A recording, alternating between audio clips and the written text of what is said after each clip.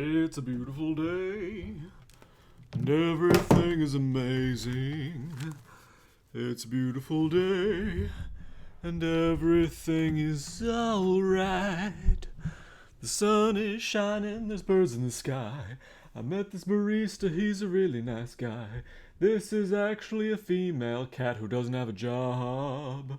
Do do do do, ba ba ba, wow. Okay, so this is going to be, I guess, the 19th video. Pretty impressed. And I'm filming for the first time on my telephone, on my iPhone, because it's got, significantly better camera than the computer. And I'm kind of, I was ready to change things up, try something new, see how I can fold kind of the direct footage in, and what kind of editing I'll need to do with that, and what the upload process is like. Probably going to be a little bit painful. And I bought a few materials to hook the phone up to this fancy microphone so I can still sound like a diva. My God. Okay. Today, pretty casual day. Today I've decided I'm just going to show you what a budget check-in looks like for me.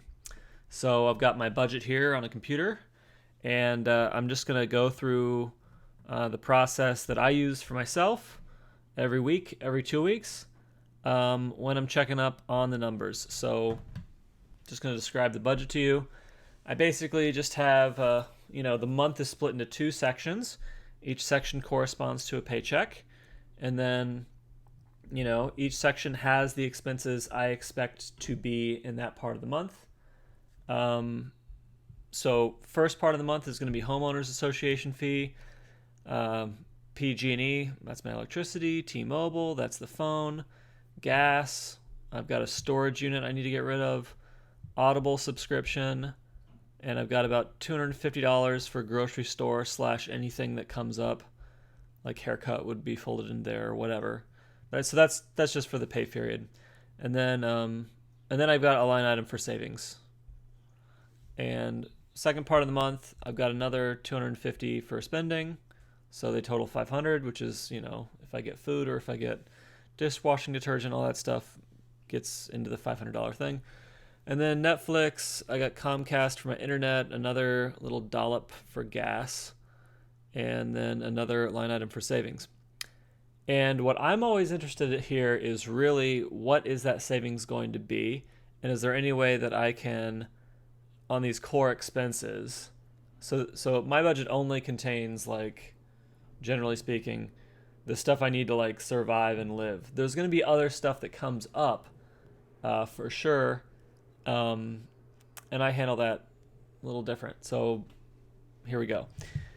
So I just spent a very lovely weekend in LA, and I hung out with my friend a bunch, and one of his friends had a birthday party, so I hung out with them, and I spent money that was not included in my budget.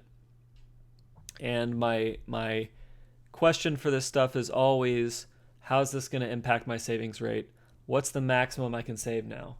So to get there, I do something very simple. I take my bank account balance and I subtract out the cost of all the remaining items that I haven't paid for that are in this absolutely need to do it budget. And that will give me the leftover money in my bank account that I could potentially save if I just stick to the bare bones budget for the rest of the month. So that's my maximum possible savings. And so what I'm interested in is that maximum savings above or below the savings that I want to happen for the month? If that maximum is now below what I want to happen for the month, then I'm either going to have to make up the money somewhere else or just suffer through the rest of the month, or sell something I own to stay on track, or whatever it is. Second thing I look at, why am I outside the budget? What happened? So in this case, January, I had some charitable giving. I spent money on restaurants when I was in LA. I bought a blender, trying to be a little healthier this year, and a few dongles and things that allow me to use this mic with that camera. I had an unexpected, really, vet visit, even though I could have planned for it, because the lovely County of Santa Clara loves for me to pay pet registration fees, and they demand that I vaccinate my indoor cats for rabies every 3 years or so at a cost of $280. Yeah. Cats evaporate money. They just, oh, yeah, you evaporate money, don't you? The black one, she costs $10. Then you got to pay for those rabies things forever. Okay, so, yep, and I had some Ubers in LA, $80 of secret Amazon junk food. It's not actually food. When I say Amazon junk food, I mean irresponsible spending that is bad and that I probably need to return. Especially because I can't make the video about good spending behavior if I'm corrupt myself. Doesn't work. And then $35 for audiobooks because I wanted to get a little bit lower price per credit for this one book, which was actually like a healthy food book. Yeah, so that totals to a number that is unpleasantly large. And my maximum savings right now is $100 less than kind of what I aim for in a pay period. So that upsets me. I'm $100 behind. When I look at this stuff, charitable giving, I need to do more of it. The restaurants, yeah, they were a bit pricey, but probably about half of the restaurants was me paying for other people to be nice. So that's like a social connectivity thing. I can feel good about that. The blender is aligned with health, so I better use it. And I bought a bunch of Whole Foods stuff at Trader Joe's, so I'll have to use the blender just to get rid of that because I don't like chewing that much. And the camera stuff I'm using to hopefully help somebody with financial things. The vet visit is a unfortunate part of owning a cat. They might come and take my cats if I don't do the rabies vaccine and keep them properly registered. LA Ubers is part of visiting LA, so if I didn't want to pay that, then I shouldn't have done the LA trip. The LA trip, I think, was healthy for me. I enjoyed it a lot. Although it is kind of like less, it's like maybe lower on the list than the camera stuff. I don't know. Anyway, it's on the list. I did it. And the Amazon junk food I have no business making that purchase. That was stupid. And so I need to undo that. Thank you, Amazon return policy. And the audiobooks, in theory, help me get smarter to help people with finances more by reading, good things about investment and the history of panics and psychology. But there is a book on the 1918 influenza that I actually really want to read, and that's what I'm tempted by right now. But I've held off for the moment. All right, so that's what I've spent outside the budget, and how guilty should I feel? Well, when I look at this stuff, I would say that about, strictly speaking, I think about 90% of it was stuff that I don't regret doing. So I feel pretty good about that. Actually, more than 90%, now that I look at it, yeah. So 95% actually is probably stuff that I don't regret. There is that Amazon junk purchase that I cannot justify at all. So overall, I feel pretty good about this outside the budget spending.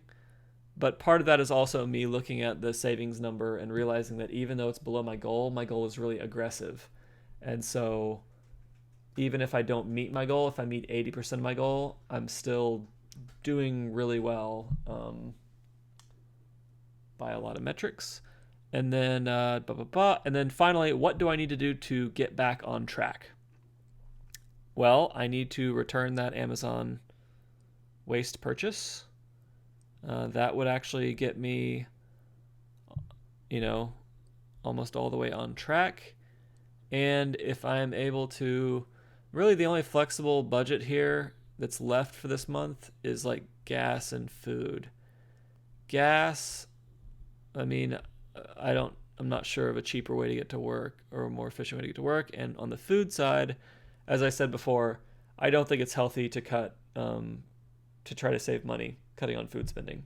I think that's like a net loss, especially because I'm not like on the edge of falling into horrible doom here. I'm just on the edge of hitting this kind of arbitrary savings goal. So yeah, that's my kind of review. I can see that my takeaway from this is that the rest of the month is going to be not doing anything outside the budget. That's the plan anyway, and I don't have anything planned for the rest of the month to go outside the budget. So I feel good about that. I enjoy making these videos, and they take time to make. So I know that the income video coming up, the techniques to prevent yourself from making stupid purchases, that video is coming up, and I'm actually pretty excited about putting them together. I think that'll be fun, and I still need to learn some animation inside this video editor. So I'm gonna wrap it up with that. That is the video for January 16th, 2018. I'm hoping it's going to be in 4K. I'm going to start uploading it now. I bet it's going to take a while. But enjoy your evening. Have a great... Well, maybe it's the morning now. But have a great whatever. Have a fabulous whatever. Whatever it is, have a good one.